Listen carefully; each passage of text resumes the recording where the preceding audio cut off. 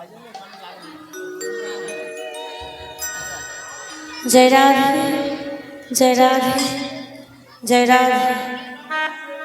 আস্তে একদম কথা হবে না, কথা বললে মন পিছনে গিয়ে বসো, সামনে বসে কথা হবে না। जय राधे जय राधे जय राधे। मातृवर्ग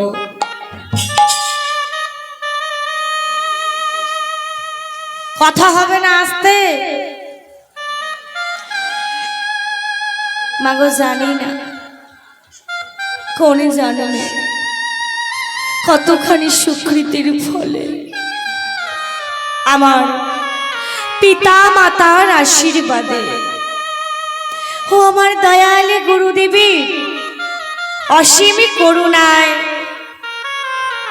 আপনাদের মতো সাধু গুরু বৈষ্ণবে চরণে ছায়ায় এসে দাঁড়ানোর সৌভাগ্যটুকু লাভ করেছি।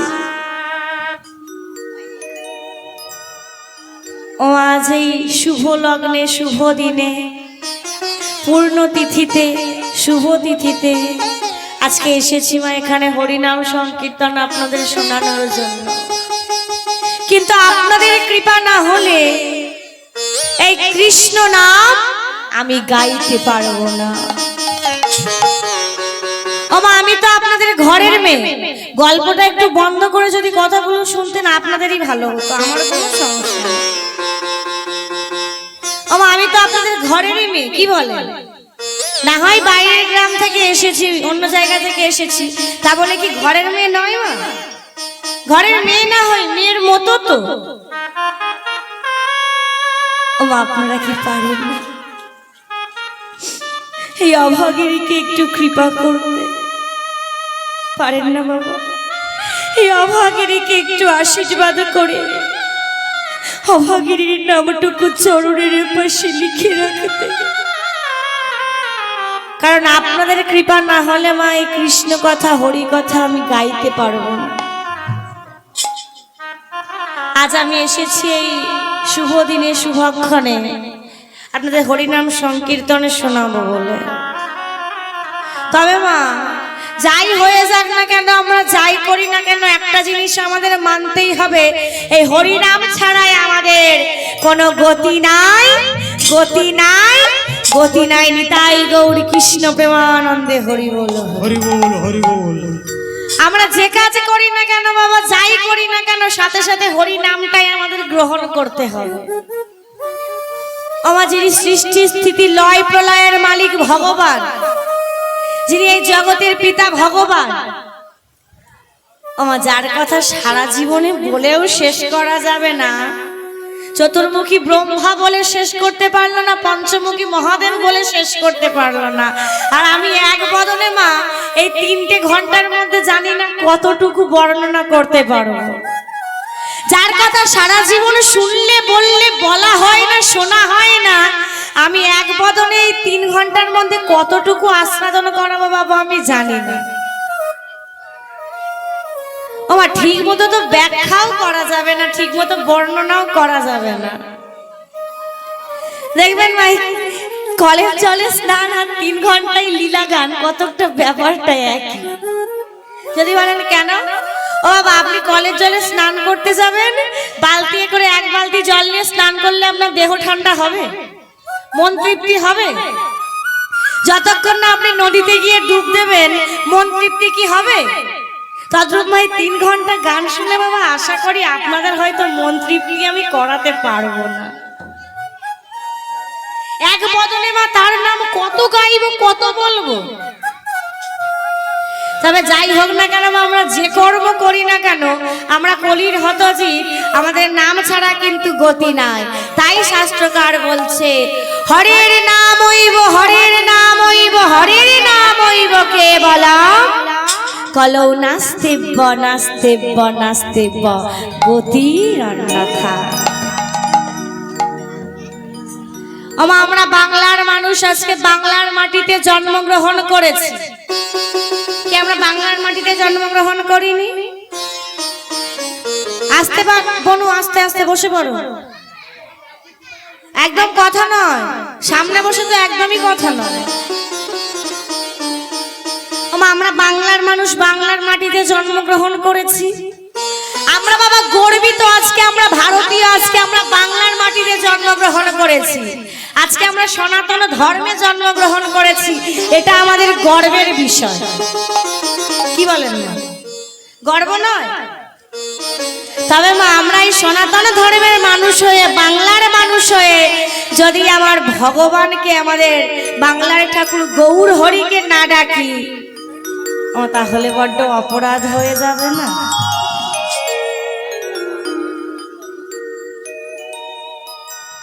তাহলে তো অপরাধ হয়ে যাবে। তিনি কিন্তু আমাদের মতো ভক্তকে না মা অত্যন্ত ভালোবাসে। আমার ভক্ত যেমন ভগবানের ছাড়া থাকতে পারে না, ভগবান বাবা ভক্ত ছাড়া থাকতে পারে না। দেখবেন মা, আমরা হরিনাম শ্রবণ করতে আসি, অনেক সময় চেয়ারে বসি বা আসন পেতে বসি না, ধুলা লেগে যাবে। নতুন শাড়ি, নতুন জামা কাপড় পরে একদম সেজে গুজে এসেছি, আর এই ধুলার মধ্যে বসে হরিনাম শ্রবণ করবো, ধুলা লেগে যাবে। মাগো, আমরা ভক্ত হয়ে ভগবানের জন্য যেটা করতে পারিনি না, ভগবান ভক্তের জন্য বাবা সেটা করেছে। ওই নদিয়া নবদ্বীপের মাঝে শুধু ধুলাই গড়াগড়ি দিয়েছে, কারণ আপনাদের মতো এই শত শত ভক্তের চরণধূলি যে এই ধুলার মধ্যে রয়েছে। ভগবান যে ভক্তকে কতটা ভালোবাসে, ত্রেতা যুগে রামচন্দ্র তার প্রমাণ দিয়েছিলেন। কি প্রমাণ দিয়েছিলেন? শবরীর কথা তো সবাই জানেন, জানেন তো বাবা? নিচু জাতের মেয়ে, চণ্ডালিনীর মেয়ে শবরী, মাত্র 5 বছর বয়সে পিতা মাতা দুজনকে হারিয়ে ফেলে। যখন পিতা মাতার ভালোবাসা পাওয়ার সময়, ভালোবাসা গ্রহণ করার সময়, 5 বছরের মেয়ে কতটুকু বোঝে, কতটুকু জানে, সে আজ পিতা মাতাকে হারিয়ে নিঃস্ব হয়ে গেছে। আজ ভগবানকে ডাকছে আর কাঁদছে, বলেছে ভগবান আজ যে আর আমার কেউ নাই, আজ যে বড় আমি অভাগিনী, আজ যে বড় আমি অনাথিনী, আমার কেউ নাই। ও বাবা, কাঁদতে কাঁদতে এমন সময় তার মতি হলো যে আমার কেউ নেই তো কি হয়েছে। ও বাবা, যার কেউ নেই, যার কেউ থাকে না না বাবা, তার সঙ্গে আর কেউ থাকুক আর না থাকুক, আমার ভগবান কিন্তু তার সঙ্গে সব সময় থাকে। বলছে আমার কেউ নেই তো কি হয়েছে, আমার প্রভু রাম তো আমার সাথে আছে। আর আমি কিচ্ছু চাই না, আর আমি এই সংসারে জীবনে চাই না। আজ থেকে আমি শুধু বৈষ্ণব সেবা করব আর আমার রামের নাম গুণগান করব, আর আমি কিচ্ছু চাই না বাবা। ওই ছোট্ট 5 বছরের মেয়ে রাম রাম রাম রাম রাম রাম রাম নাম জপ করতে করতে তার মনে একদিনের ভরসা ছিল যে না, কোনো একদিন না একদিন হয়তো ভগবান রাম এসে তাকে দেখা দেবেই দেবে। ওমা, দিনের পর দিন যেতে লাগলো, রাম আর আসে না। এদিকে ওমা অপেক্ষা করে বসে আছে, রাম আসবে, রাম আসবে, রাম আসবে। বেলা শেষ হয়ে যায়। বেলা শেষ হতে যায় মানে কি গো মা? আর তার হাতে সময় নাই। সবারই বৃদ্ধ হয়ে গেছে, ঠিক মতো হাঁটতে পারে না। ওমা একটা ছোট্ট তাল পাতার কুটির তৈরি করে ওই পঞ্চবটির বনের এক কোণে বসবাস করে। এক বেলা অন্ন আসে তো আর এক বেলা অন্ন জোটে না বাবা, অভুক্ত থেকে যায়। রাম রাম রাম আসবি, রাম আসবি, রাম আসবি করে বেলা যে শেষ হতে যায়, আমার বেলা তো আমাদেরও একদিন সবারই শেষ হয়ে যাবে, বাসনায় আগুনটা তো দিতে হবে। আজকে আছি বাবা, কালকে নাও থাকতে পারি, উঠলে সকাল না হলে পরকাল। কি বাবা, তাই নয় কি? আজকে যদি রাত্রে আমরা ঘুমিয়ে পড়ি, উঠলে তারপর সকাল, না হলে মা পরকাল। রাম আসবে, রাম আসবে, ভগবানের যতক্ষণ না সময় হবে বাবা, ভগবানকে ডাকলেও তিনি কোনোদিনও ধরা দেবে না। আর আমরা এমন বড় ভক্ত হইনি যে ভগবানকে আমরা ধরতে পারব। ভগবান দেখা দিল শবরীকে কবে? যেদিন রাবণ রাজা সীতা মাকে হরণ করে নিয়ে গিয়ে ওই পঞ্চবটির বনে গিয়েছিল।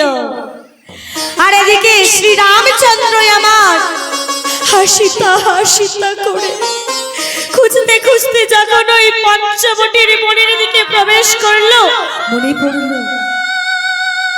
আমার এক ভক্ত বহুকালে ধরে আমার অপেক্ষা করে বসে আছে। আমা, যাকে মন প্রাণ দিয়ে চেয়ে এসেছে এতদিন, যার নাম গুণগান করেছে, যাকে ভক্তি ভরে বাবা ডেকেছে, সে যদি হঠাৎ করে সামনে এসে উপস্থিত হয়, কতটা আনন্দ লাগে বলুন তো মা? কতটা আনন্দ লাগে।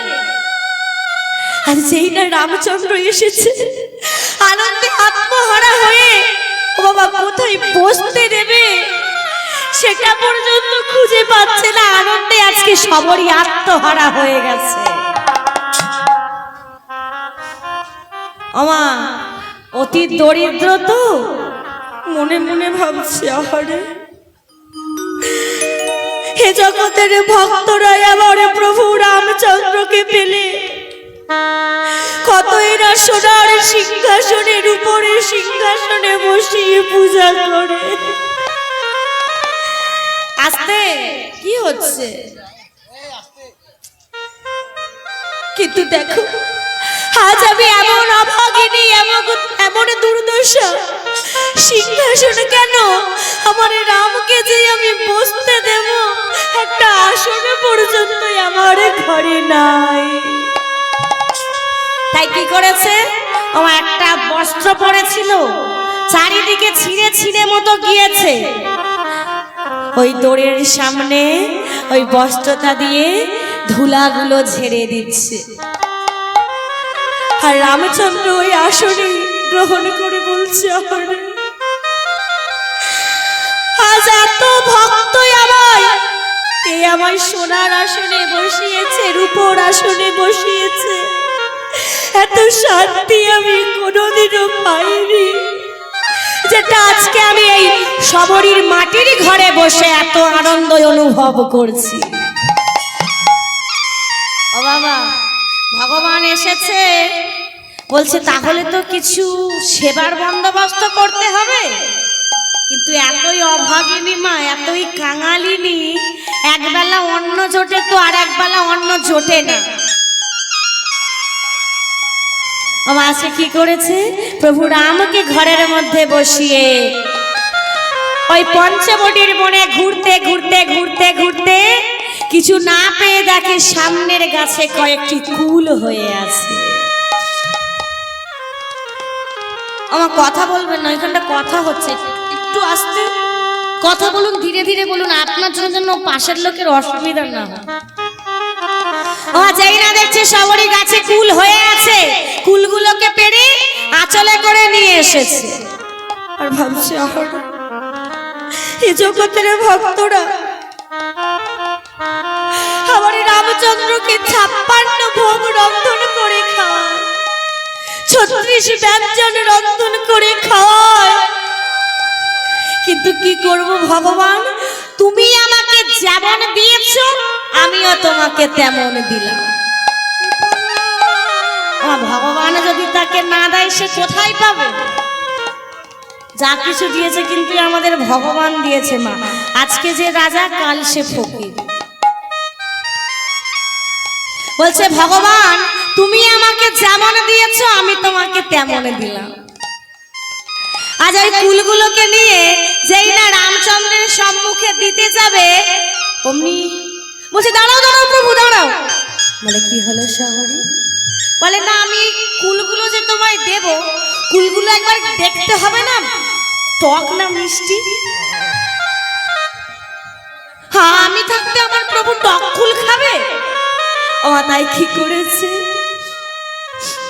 ওই একটা একটা করে কুল মুখে দেয়, টক কুলগুলোকে ফেলে দেয় আর মিষ্টি কুলগুলোকে নিয়ে আমার প্রভু রামের বদনে তুলে দেয়।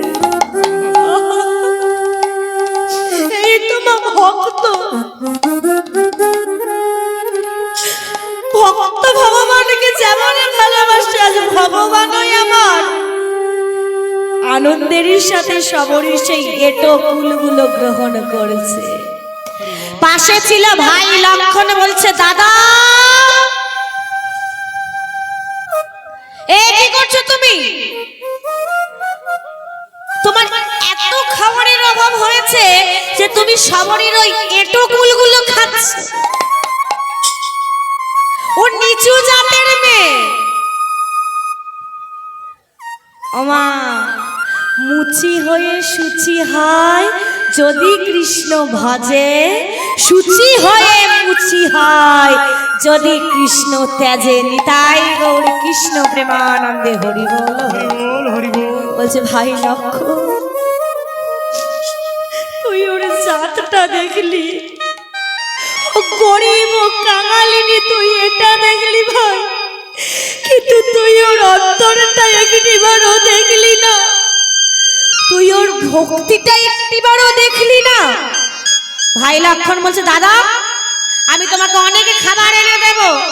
আরে কি খাবে বলো না, তুমি যা চাইবে তাই এনে দেব, কিন্তু তুমি এই কুল এক্ষুনি ফেলে দাও বলছি। আমার লক্ষণ কি করেছে, রামচন্দ্রের হাত থেকে কুলগুলোকে নিয়ে এমন ছুঁড়ে ফেলেছে কুলগুলো গিয়ে পড়েছে হিমালয়ের পাদদেশে। সবরী বলছে কি হে কি লক্ষণ, কি হে তুমি কি করেছো? তুমি আমার প্রভুর মুখের সামনে থেকে খাবার ছুঁড়ে ফেলে দিলে, তোমার লজ্জা করে না? তুমি জানো ইনি কে? অযোধ্যার রাজা রামচন্দ্র, আর তুমি একে ওই এটো কুলগুলো খাওয়াচ্ছ। বলছে লক্ষণ আজকে আমি কাঙালিনী বলে, আজকে আমি নিচু জাতের মেয়ে বলে তুমি আমাকে অপমান করেছো। আজকে আমি চন্ডালিনীর মেয়ে বলে তুমি আমার প্রভুর সামনে থেকে আমার দেওয়া সেবাটুকু ফেলে দিলে। তবে শোনো লক্ষণ, তোমার এমন একদিন এমন দুর্দশা হবে, এমন দুর্দশা হবে আমার এই এটো কুল ছাড়া তোমার জীবন ফিরবে না, ফিরবে না, ফিরবে না। কি বাবা হয়েছিল, অভিশাপটা কাজে দিয়েছিল। যখন রাবণ লক্ষণকে বাণ মেরেছিল, বাণটার নাম কি ছিল? শক্তিশালী বাণ। যখন বাণ মেরেছিল মা, এ জগতের কোন বৈদ্য কেউ কিন্তু কোন জড়িবুটি সারাতে পারেনি, একমাত্র ওই সবরীর এটো কুল দিয়ে তৈরি বিষণ্ণ জড়িবুটি, যা দিয়ে একমাত্র লক্ষণের প্রাণ ফিরেছিল। তাহলে দেখুন বাবা আজকে কত বড় প্রমাণ আমরা পেলাম। ভগবান কিন্তু ভক্তের জন্য বাবা সদাই থাকে, আর ভক্ত যেমন ভগবান, ভগবানও তেমন ভক্ত। তো বাবা আজকে রামনবমীর পূর্ণ লগ্নে প্রথমটা আমরা রামের কথা দিয়ে শুরু করলাম, এবার আমরা একটু লীলার দিকে যাব।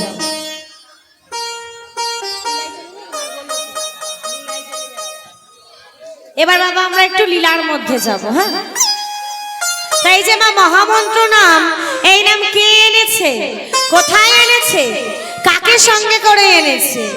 আচ্ছা বলুন তো মা, এই কলিযুগের সর্বশ্রেষ্ঠ নাম কোনটি? জোরে বলুন দেখি। হরি নাম, কৃষ্ণ নাম। তোমার এই নাম কে এনেছে, কোথায় এনেছে, কাকে সঙ্গে করে এনেছে? আমরা একটু গাইবো তো, কি বলেন, গাইবেন? আচ্ছা, কারা কারা গাইবেন না বাহু তুলুন তো।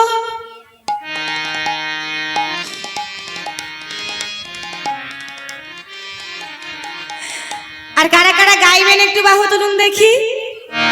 আজ কে আনিল রে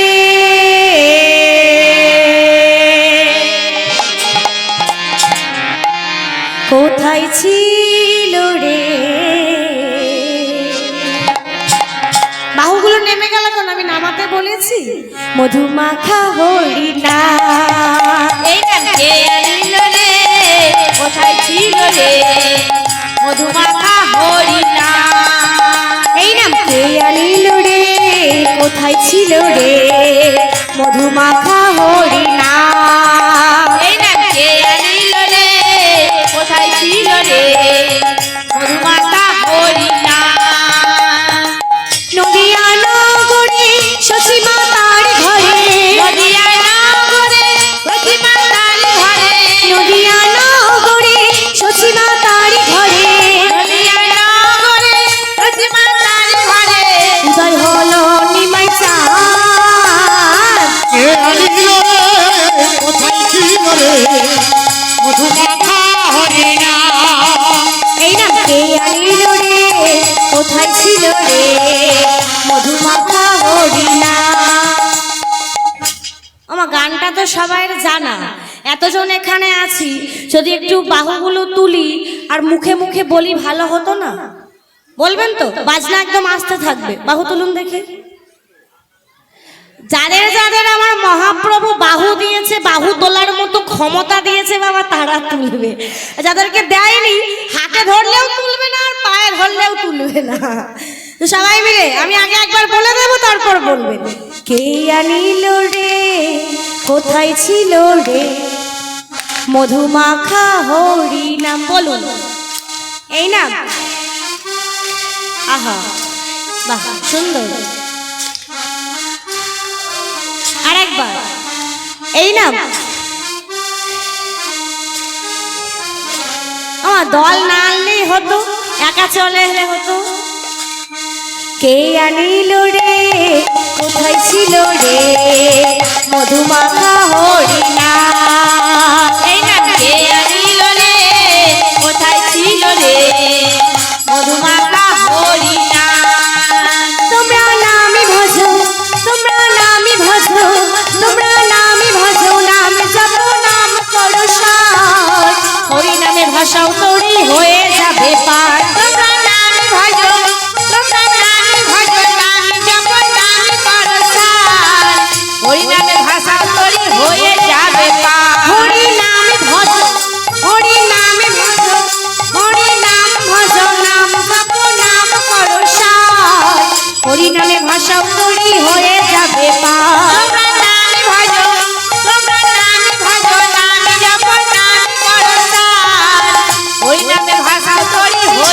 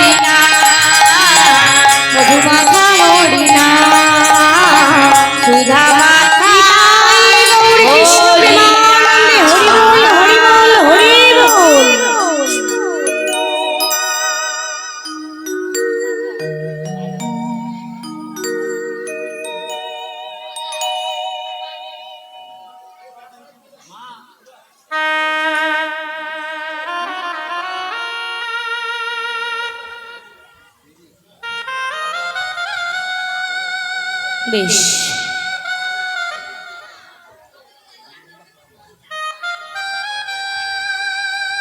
ও মা, এবার আমরা একটু লীলার মধ্যে যাব।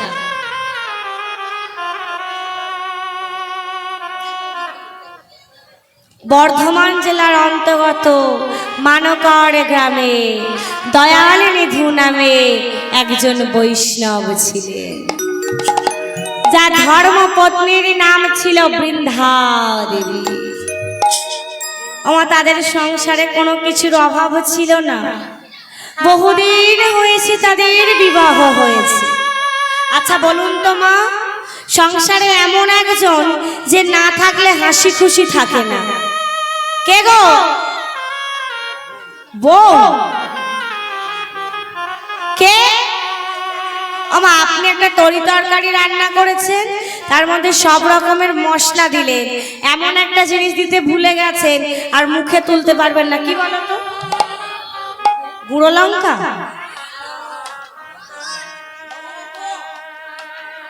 বলে গুঁড়ো লঙ্কা নিয়ে এসে মুখে মারো, গুঁড়ো লঙ্কা। হ্যাঁ, লবণ। আমার লবণ ছাড়া যেমন তরকারি অসম্পূর্ণ, দেখবেন বেশিও দিতে পারবেন না, কমও দিতে পারবেন না, পরিমাণ মতো দিতে হবে। তদ্রূপ মা, সংসারে যদি একটা বাচ্চা না থাকে না, একটা সন্তান না থাকে, সংসারটা কেমন খালি খালি লাগে। বহুদিন হয়েছে তাদের বিবাহ হয়েছে, তাদের কোনো সন্তানাদি হয় না। মা আমার প্রতিদিন ভগবানের মন্দিরে যায়, ভগবানের মন্দিরে গিয়ে ভগবানকে ভোগ লাগায়, ভগবানের সেবা করে, আর ভগবানের কাছে হাত জোড়ো করে বলে, ভগবান, ভগবান,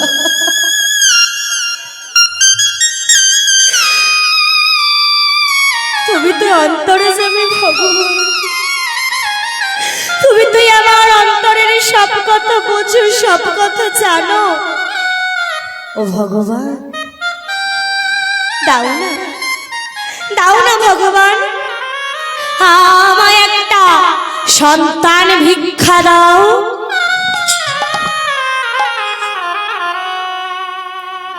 আমার ভগবানের কাছে গিয়ে প্রতিদিন কাঁদে, আর কাঁদতে কাঁদতে ভগবানের চরণ তলে মূর্ছা যায়। প্রতিদিনের ন্যায় আজও বৃন্দা দেবী ভগবানের মন্দিরে গিয়েছে, ভগবানের মন্দিরে গিয়ে ভগবানকে প্রণাম করেছে, ভগবানের সেবা দিয়েছে। জানো না আজকে মা আমার কি করেছে? ওই ভগবানের মন্দিরের সামনে ভিক্ষার ঝুলিটা বাড়িয়ে দিয়ে বলেছে, ভগবান, আমি প্রতিদিন তোমার কাছে আসি, প্রতিদিন তুমি আমাকে ফিরিয়ে দাও। দেখো ভগবান, দেখো, আজ আমি খালি হাতে আসিনি, আজ যে আমি ভিক্ষার ঝুলি নিয়ে এসেছি। ও ভগবান, আমার এই ভিক্ষার ঝুলি তুমি ভরিয়ে দাও, ভরিয়ে দাও ভগবান। তুমি নাকি ভক্তবাঞ্ছা কল্পতরু ভগবান, তুমি নাকি ভক্তের মনোবাসনা পূরণ করো। তুমি তো বলেছো ভক্তই আমার পিতা, ভক্তই আমার মাতা, ভক্ত আমার গুরু, তাই তো তুমি বড় আদর করে নাম রেখেছ কি গো মা? ভক্তবাঞ্ছা কল্পতরু। ও ভগবান, আরে বাচ্চারা সেই একটা ঢোলক বাজাচ্ছে, দাও না ভগবান, দাও না, আমার একটা সন্তান ভিক্ষা দাও। ও ভগবান, আমাদের সুখের জন্য নয় গো, তোমার সেবার জন্য একটা সন্তান ভিক্ষা ভিক্ষা দাও।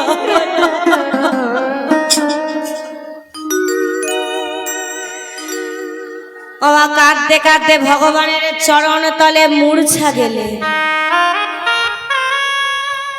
মধ্যরাত্রে ভগবান স্বপ্নাদেশ করে বলছে, বৃন্দা। কে কে বৃন্দা? কে কে ভাই? বৃন্দা বৃন্দা বলে ডাকে। কই আমি তো দেখতে পাচ্ছি না কে। সে কি বৃন্দা? তুমি এই মাত্র আমায় স্মরণ করলে আর এক্ষুনি ভুলে গেলে নাকি? আমি যে সত্যি দেখতে পাচ্ছি না। ভালো করে মনে করে দেখো, আমি যে সত্যি দেখতে পাচ্ছি না। কে? বৃন্দা, আমি আর অন্য কেউ নই, আমি হলাম তোমার আরাধ্য ভগবান। ভগবান তুমি এসেছো ভগবান, আমার মতো কাঙালিনীকে তুমি দেখা দিয়েছো ভগবান।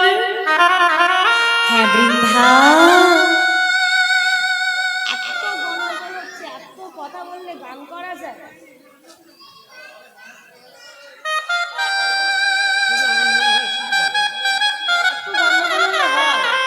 মায়েরা এত কথা বললে হয় না।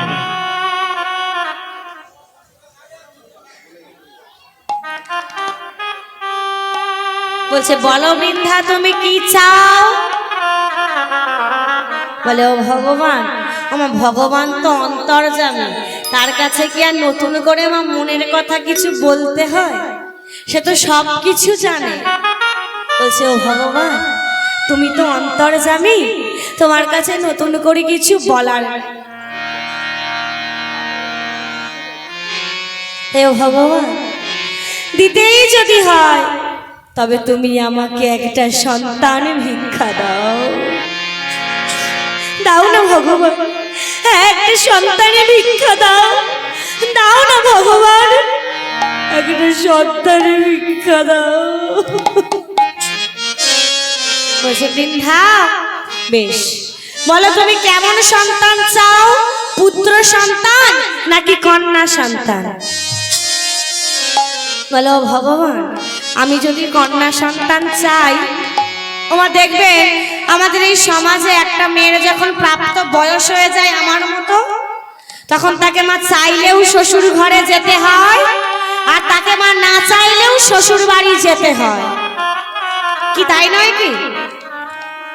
ও ভগবান, সে তো আর প্রতিদিন ওই শ্বশুর ঘর থেকে এসে তোমার তুলসী তলায় প্রদীপটা দেবে না, নিত্য তোমার সেবাটাও করবে না। তাই বলি, শোনো ভগবান, দিতেই যদি হয় তবে তুমি আমাকে একটা পুত্র সন্তান দাও। দাও না ভগবান, একটা পুত্র সন্তান আমায় দাও। দাও না ভগবান, দাও না। ভগবান বলছে, বেশ, তথাস্তু, তাই হোক, তাই হোক, তাই হোক। তবে শোনো বৃন্দা, এই যে তুমি আমার কাছে সন্তান চাইলে,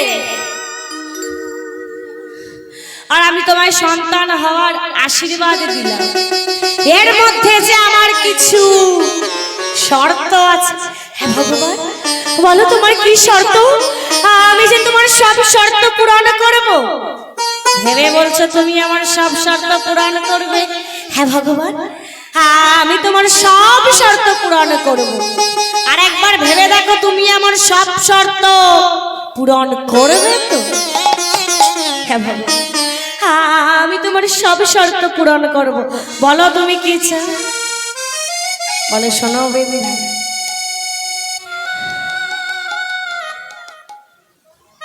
যেদিন তুমি গর্ভবতী সেই কথাটা তোমার স্বামী জানতে পারবে, সেদিন তোমার স্বামীর মৃত্যু হবে। মৃত্যু হবে, মৃত্যু হবে না। এ হতে পারে না, এ হতে পারে না ভগবান। এমন শর্ত তুমি আমায় দিতে পারো না ভগবান। এমন শর্ত তুমি আমায় দিও না।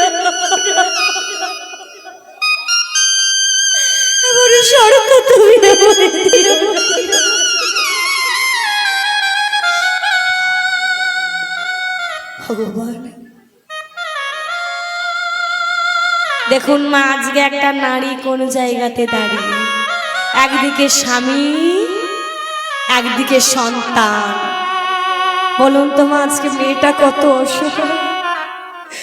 একদিকে তার নয় স্বামীকে বেছে নিতে হবে, নয় সন্তানকে বেছে নিতে হবে। আজ মা দিশেহারা হয়ে ভগবানকে ডাকছে, বলেছে দয়াময়, তুমি নাকি ভক্ত বাচ্চা কল্পতরু ভগবান, তুমি নাকি ভক্তের মনোবাসনা পূরণ করো। বলো বলো দয়াময়,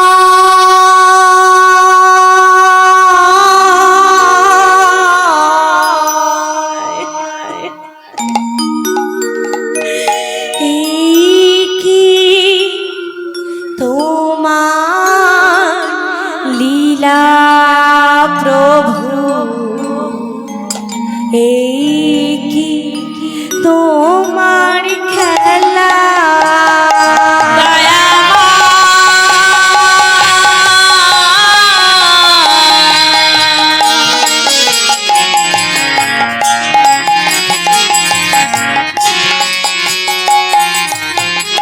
এই কি তোমার লীলা প্রভু, এই কি তোমার খেলা।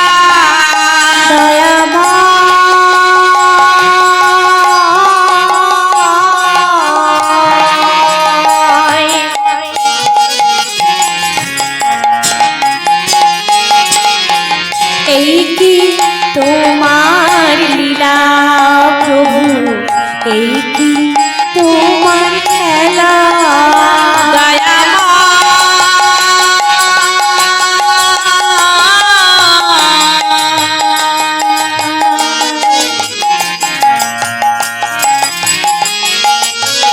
এই কি তোমার লীলা প্রভু, এই কি তোমার খেলা। প্রভু এই কি তোমার লীলা, প্রভু এই কি তোমার খেলা। প্রভু এই কি তোমার লীলা, প্রভু এই কি তোমার জয় গৌর কৃষ্ণ প্রেমানন্দে হরি বল। দেখুন মা, আজকে একটা নারী কোন জায়গাতে দাঁড়িয়ে, একদিকে স্বামী, একদিকে সন্তান। আচ্ছা, আপনারা তো এখানে এতজন আছেন, সন্তানের মা হয়েছেন তো? আমি যদি আপনাদের কাছে প্রশ্ন করি, স্বামী আর সন্তানের মধ্যে একজনকে বেছে নিতে হবে, বলুন তো মা কাকে চান? স্বামী? আমা কাকে চান? দুজনকে? আমা ও তো মনে রাখা কথা। আমা আপনি কি বললেন স্বামীকে চান? তবে শুনুন মা, যেদিন আপনি চলে যাবেন, আপনার স্বামী আপনার সাথে যাবে না। আর যেদিন আপনার স্বামী চলে যাবে, আপনি কি আপনার স্বামীর সাথে যাবেন? যাবেন না।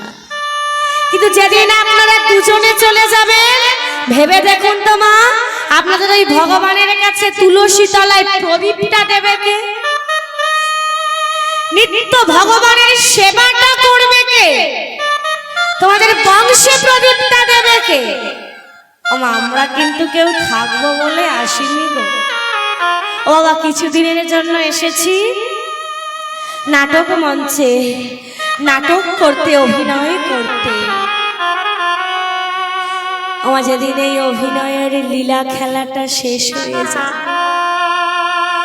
সেদিন ওপারের বাঁশিটা বেজে যাবে, আমাদের সবাইকে চাইলেও যেতে হবে, আর আমাদের সবাইকে না চাইলেও যেতে হবে।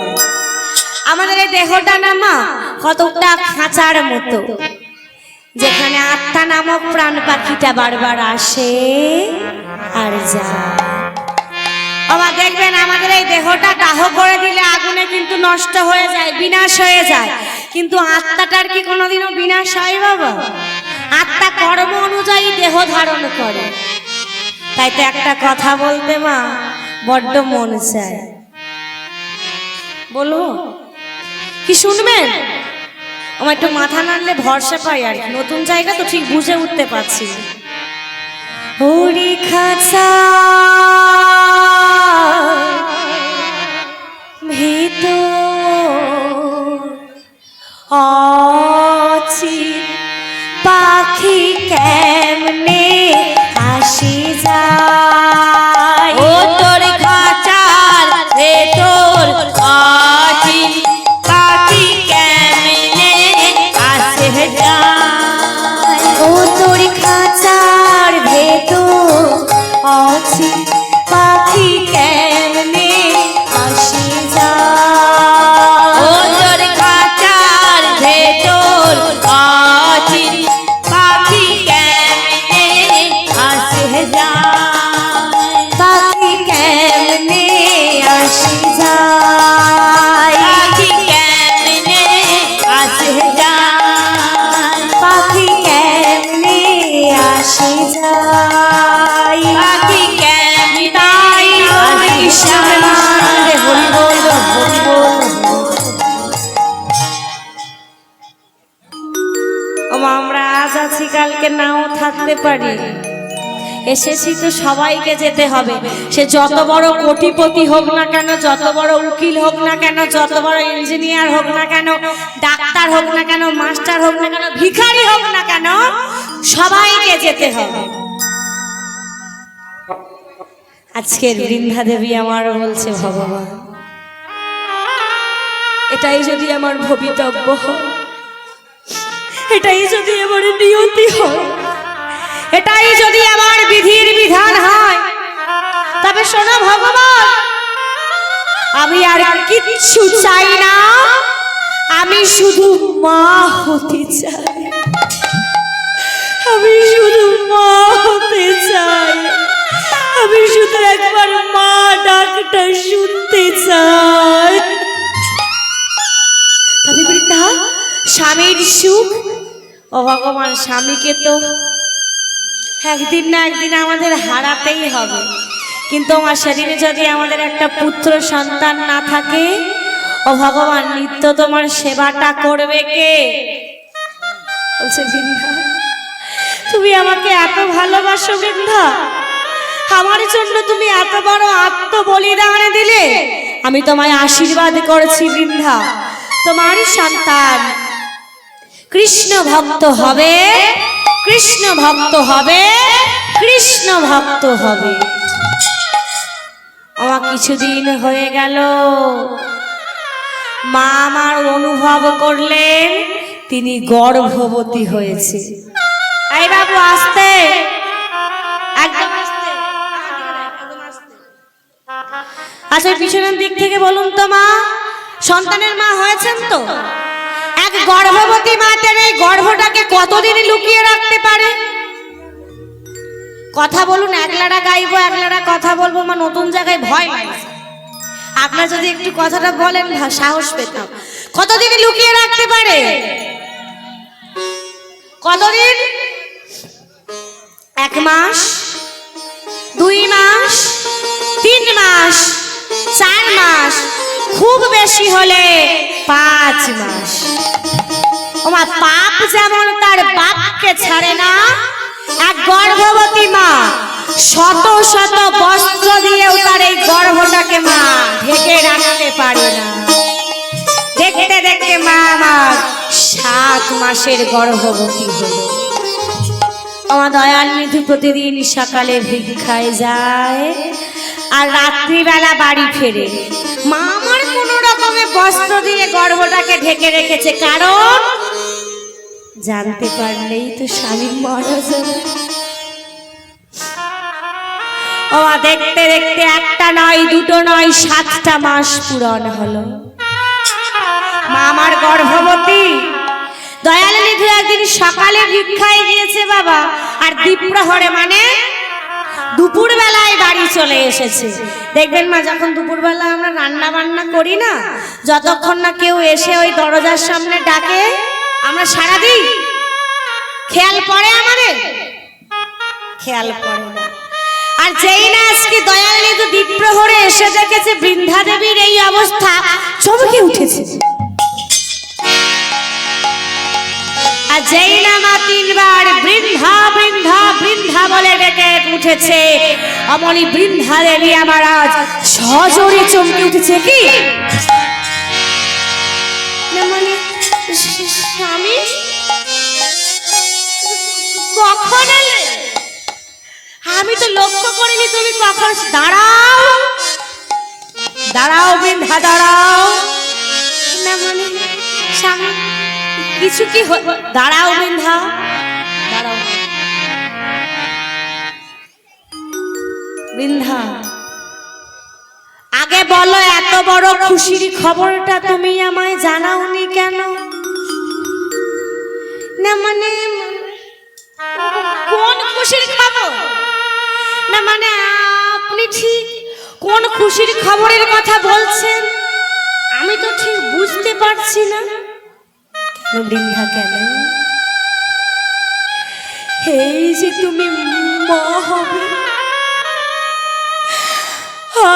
আমাদের একটা ছোট্ট সন্তান হবে যাকে আমি অনেক ভালোবাসবো, অনেক আদর করব, যাকে কাঁধে নিয়ে আমি নগরে নগরে ভিক্ষায় যাব, যে আমাকে বাবা বাবা বাবা বলে ডাকবে। এই এত বড় খুশির খবরটা তুমি আমাকে জানাওনি কেন? কি করে জানাবে মা? যেইরা এই কথাটা বলেছে বৃদ্ধা দেবী আমার আজ স্বামীর চরণে আছাড় খেয়ে পড়ে বলছে, স্বামী গো স্বামী,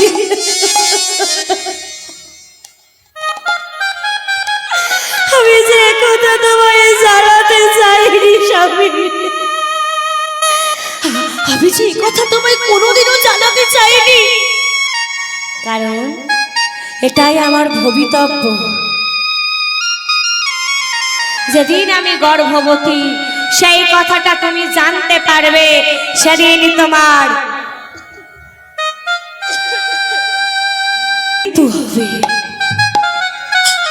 স্বামী তুমি আমাকে ক্ষমা করে দিও স্বামী, তুমি আমাকে ক্ষমা করে দিও।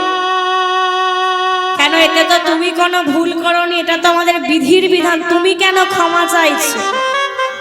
স্বামী সমস্ত ভুল সমস্ত অপরাধ যে আমি করেছি। কি করেছো? কেন মা বলেছিল তো ভগবান স্বামী আর সন্তানের মধ্যে একজনকে বেছে নিতে বলেছিল তো। বলছে স্বামী তুমি আমাকে ক্ষমা করো স্বামী, আমি তোমাকে নয় আমি আমাদের সন্তানকে বেছে নিয়েছি। অতি ভালো কাজ করেছো বৃদ্ধা, অতি উত্তম কাজ করেছো। তবে বৃদ্ধা এটাই যদি আমাদের নিয়তি হয়, এটাই যদি আমাদের ভবিতব্য হয়, তবে এবারে যে সময় হয়ে গেছে আর যে সময় হাতে নেই বৃদ্ধা, এবারে যে তোমায় চিরকালের মতো ছেড়ে আমাকে চলে যেতে তোমাকে চিরকালের জন্য ছেড়ে আমাকে চলে যেতে হবে। তুমি শোনো বৃদ্ধা, আমি চলে যাচ্ছি, এতে আমার একটু কষ্ট নেই, একটু দুঃখ নেই, কিন্তু বৃদ্ধা আমি চলে যাচ্ছি, যাই তুমি আমাকে কথা দাও আমাদের সন্তানকে তুমি যত্নে রাখবে। কথা দাও বৃদ্ধা আমাদের সন্তানকে তুমি খেয়ালে রাখবে। কথা দাও বৃদ্ধা। আর যে আমার হাতে সময় নেই, কথা দাও বৃদ্ধা, কথা দাও। আর যে আমার হাতে সময় নেই, কথা দাও বৃদ্ধা। আমার যেই না বৃদ্ধা দেবী আমার আজ স্বামীর হাতটা ধরে কথাটা দিয়েছে, তৎক্ষণাৎ দয়াল নিধু মাটিতে পড়ে মৃত্যু যন্ত্রণায় ছটফট করতে করতে তিনি মারা গেলেন। ওই 7 মাসের গর্ভবতী মা আমার আজ স্বামীর বুকের ওপর আছাড়ে খেয়ে পড়েছে। স্বামী গো, ওই 7 মাসের গর্ভবতী মা আমার আর স্বামীর বুকের ওপর আছাড় খেয়ে পড়ে কাঁদছে আর ভগবানকে ডাকছে আর বলেছে, ভগবান না ফুটিতে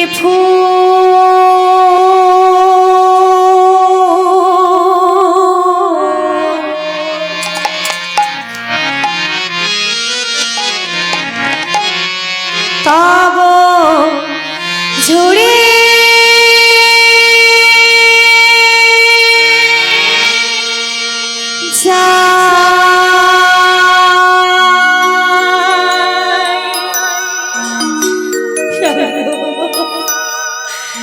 ঝুড়ে যায়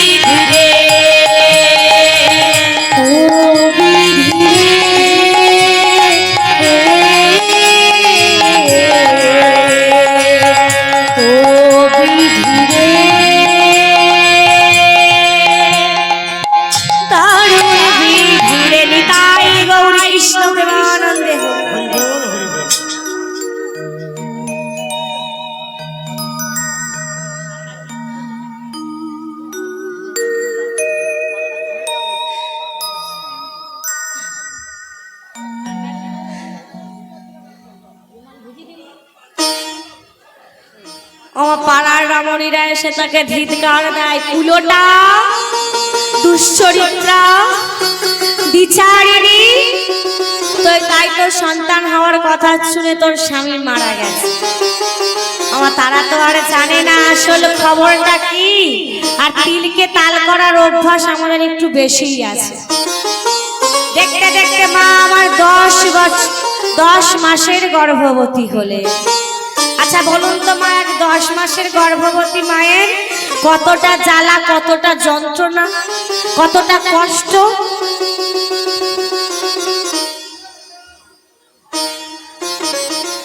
মা ভিক্ষায় গেলে তবে খাওয়া হয়।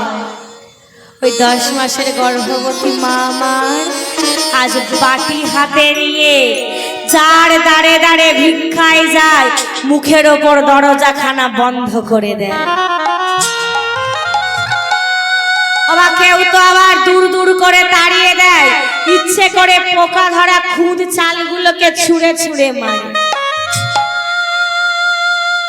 আমার নিজের জন্য না হোক, সে আছে সন্তানের জন্য তো দুটো খেতে হবে। সেই মা আবার মাটি থেকে চালগুলোকে বাবা তুলে এনে পোকাগুলোকে বাদ দিয়ে সেদ্ধ করে এই তো মা। ওমা মা ডাকটা না শুনতে বড্ড ছোট, কিন্তু এর মহিমাটা অনেক। মা নামে সুধা ঝরে, মা নামে সুধাক্ষরে, মা বড় সুধার সমান। আমার ডাকিলে জুড়ায় প্রাণ। দেখবেন না এ জগতে যার সবাই আছে, পিতা আছে, কাকা আছে, কাকিমা আছে, জ্যাঠা আছে, জেঠিমা আছে, মাসি আছে, ও মা যার মা নেই না, তার গোটা জগৎটা অন্ধকার হয়ে যায়। যার মা নেই তার গোটা জগৎটা বাবা শূন্য হয়ে যায়। যে মা হারিয়েছে সে বোঝে মা হারানোর জ্বালা, মা হারানোর যন্ত্রণা, মা হারানোর বেদনাটুকু কতখানি। আমার দেখতে দেখতে মা একটি সন্তান প্রসব করলেন।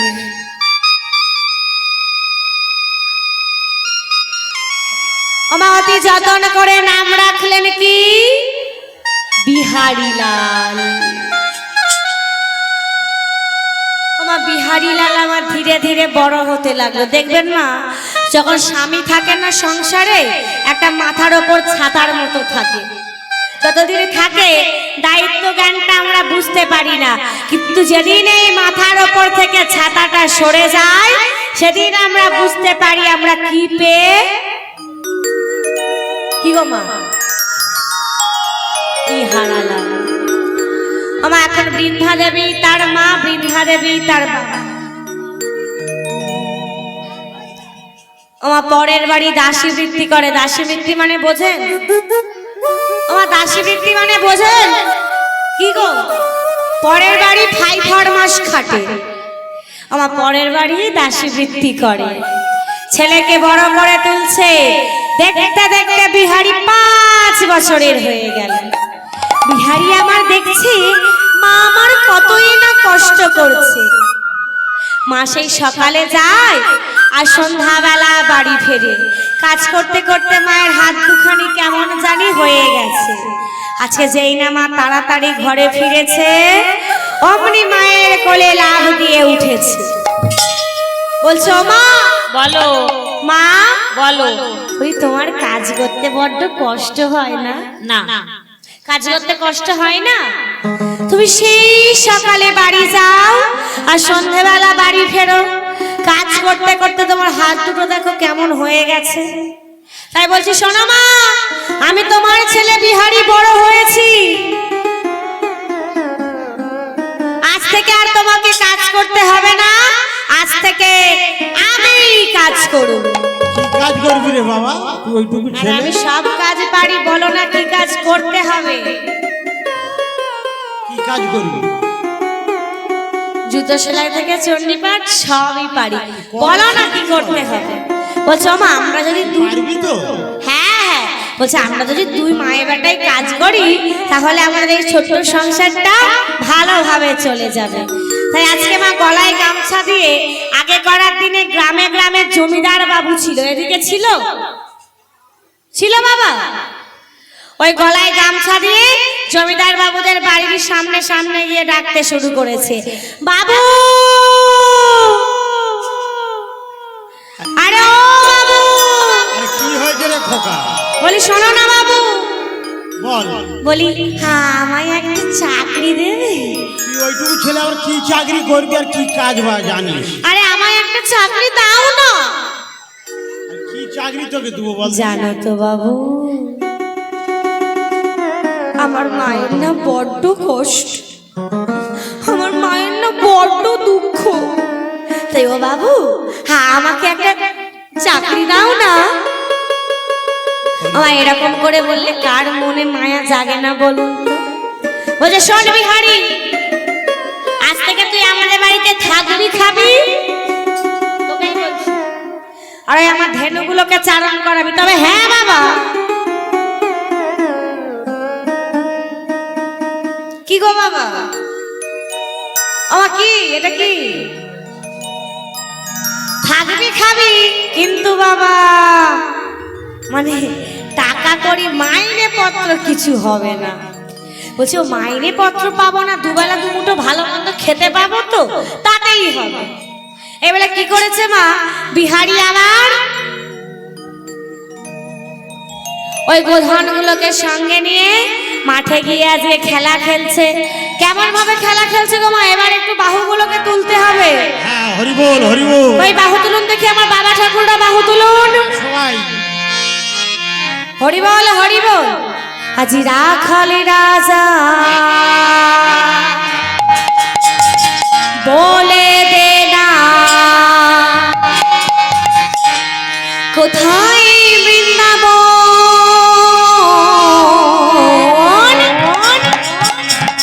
শ্যাম কুনিল রাধা কুনিল গিরি গোবর্ধন।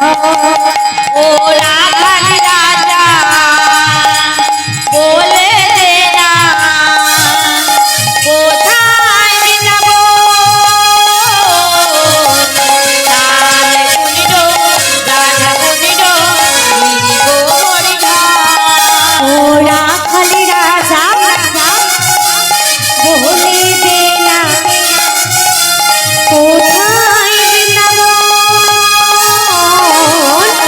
শ্যাম কুনিল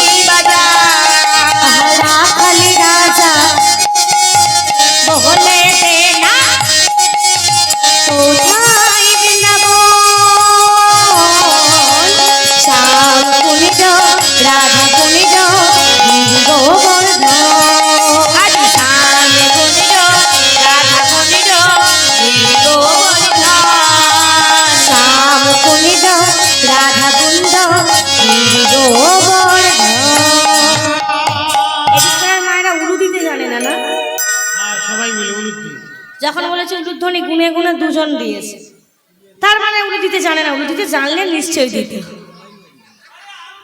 বলে আরে উলু তো আছে, উলু মাঠে আছে, দেখো না কেমন লজ্জা পেয়ে বসে আছে। আর উলুধ্বনি করুন দেখি। হরি হরি আপনারা আসতে দেখবেন এই সাইডটা একদম হবে না, দেখবেন। উলুধ্বনি করুন দেখি, দেখেছেন? প্রেম সে সবাই মিলে একটু উলুধ্বনি করুন। তাহলে আমি কোনো ভুল কথা বলেছি? হ্যাঁ, আমি একবার ভুল বলেছি বাবা? তাহলে নিশ্চয়ই এদিককার মারা উলু দিতে জানে না। আমার যদি একটু উলুধ্বনি শঙ্খধ্বনি না দিলেন তাহলে হরিনাম শুনতে এসে কি হলো? উলুধ্বনি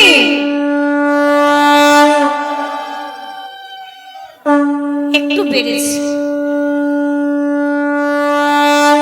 হরি হরি বল। বেশ,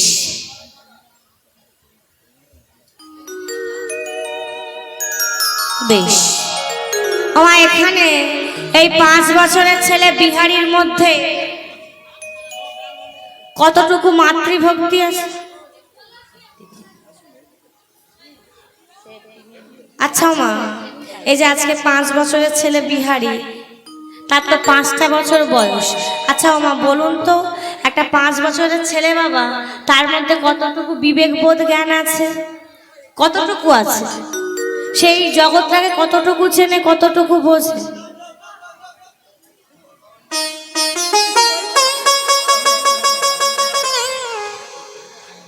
আমার 5 বছরের ছেলে, সে তো বেশি কিছু জানে না, বোঝে না। তাই 5 বছরের ছেলে কিছু বুঝুক না বুঝুক বাবা, একটা জিনিস বুঝেছে যে মায়ের কষ্ট হচ্ছে, মায়ের দুঃখ হচ্ছে, তাই আজকে থেকে মাকে কাজ করতে হবে না, আজকে থেকে আমি কাজ করব।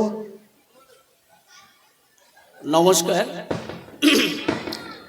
আজ সকাল থেকে যে পুজো পাঠ হচ্ছে একটু কাছে দিয়ে বলুন। আমাদের গ্রাম নিবাসী বঙ্কেশ ওঝা মহাশয়ের বাড়িতে সকালে গঙ্গা মায়ের ঘট উত্তোলন হয়েছে, তার পুজো পাঠ হয়েছে এবং রামনবমী আজকের সারা বাংলা জুড়ে পালিত হচ্ছে। সেই রামনবমীর পুজো বঙ্কেশ বাবুর বাড়িতে সকাল থেকে মোটামুটি পুজো পাঠ চলছে। সেই সঙ্গে রাত্রিতে মানসিক 3টি কালী পুজো, তার ছেলে এবং নাতনিদের মানত ছিল। সেই কালী পুজো ঘট উত্তোলনে কিছু পরেই বেরোবে, তারপরেই তার পুজো হবে। এবং আজকের যে কীর্তন গায়িকা আপনাদের গান পরিবেশন করে শোনাচ্ছেন, সত্যি খুব সুন্দর লাগছে। কেননা আমরা বুঝতে পারছি যে বঙ্কেশ বাবু আজকের সমস্ত আমন্ত্রিত অতিথিদের তিনি যেমন দেবী দর্শন, তেমনি গান শোনা এবং মায়ের প্রসাদ গ্রহণ করার জন্য আমন্ত্রণ জানিয়েছিলেন।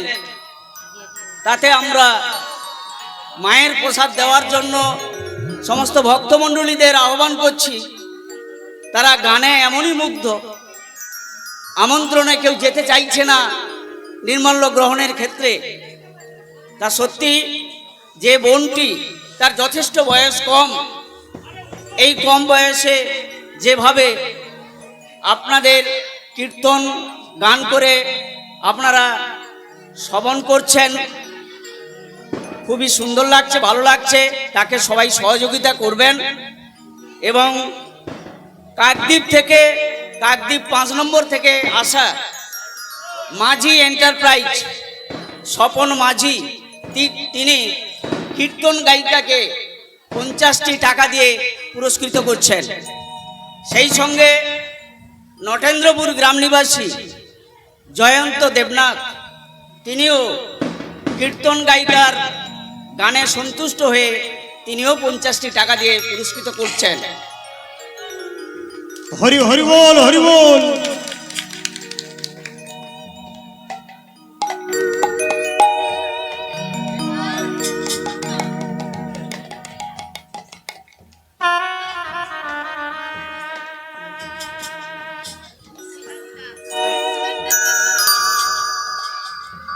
সেই সঙ্গে আরেকজন মা, তিনিও তার ছোট্ট মেয়েটির গানে সন্তুষ্ট হয়ে তিনিও আর বসে থাকতে পারলেন না, তিনিও তাকে আশীর্বাদ করার জন্য 20টি টাকা দিয়ে পুরস্কৃত করলেন। বেগুয়াখালী বাড়ি শিবানী দাস, বেগুয়াখালী বাড়ি শিবানী দাস, তিনিও 20টি টাকা দিয়ে কীর্তন গায়িকাকে পুরস্কৃত করছেন। হরি হরি বল, হরি বল।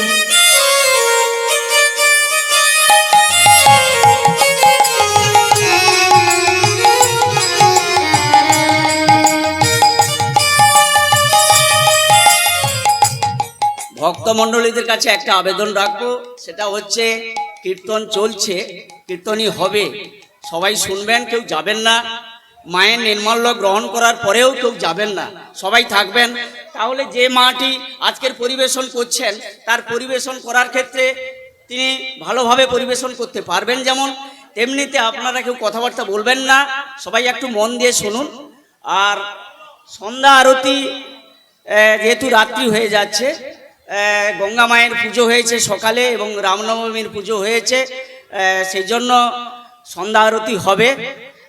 তারপরেই কালী মায়ের ঘট উত্তোলনে আমার নটেন্দ্রপুর টাংপাড়ের ভেতরেই সমস্ত ব্রতীরা যাবেন। তারপরেই গান আবার পরিবেশন করে আপনাদের শোনাবেন, আপনারা সবাই মন দিয়ে শুনবেন। নমস্কার। আর কি বলছে?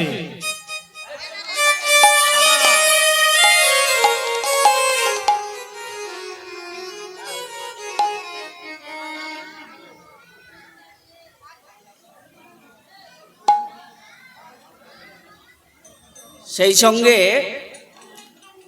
যে পরিবারের আজকের পুজো হচ্ছে, সেই পরিবারের পক্ষ থেকে কীর্তন গায়িকাকে 30টি টাকা দিয়ে পুরস্কৃত করছেন তার শ্বশুর এবং শাশুড়ি মাতা ঈশ্বর বিপিন বিহারী ওঝা এবং মাতা নর্মদা ওঝা। তারই স্মৃতির উদ্দেশ্যে তারই পুত্রবধূ বঙ্কেশ বাবুর স্ত্রী কনকলতা ওঝা, তিনি কীর্তন গায়িকাকে 30টি টাকা দিয়ে পুরস্কৃত করছেন। নমস্কার। হরি হরি বল, হরি বল।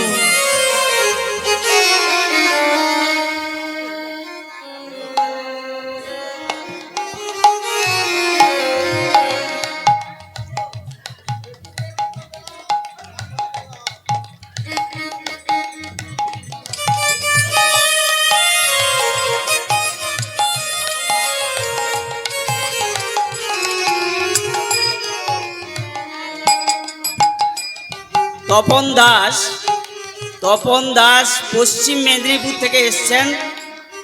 তিনি কীর্তন গায়িকার গানে সন্তুষ্ট হয়ে তিনি 20টি টাকা দিয়ে পুরস্কৃত করছেন। সেই সঙ্গে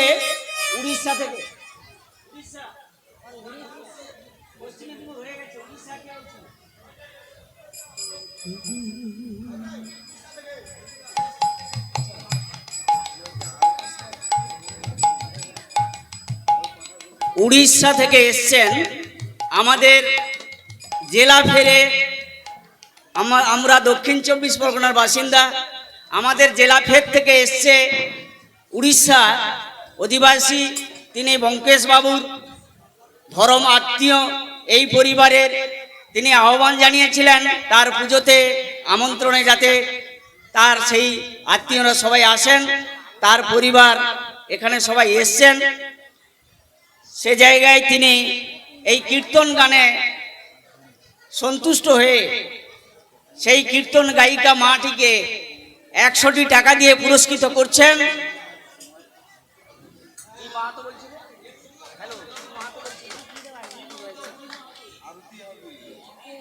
ববি মাহাতো তিনি কীর্তন গায়িকাকে 100টি টাকা দিয়ে পুরস্কৃত করছেন।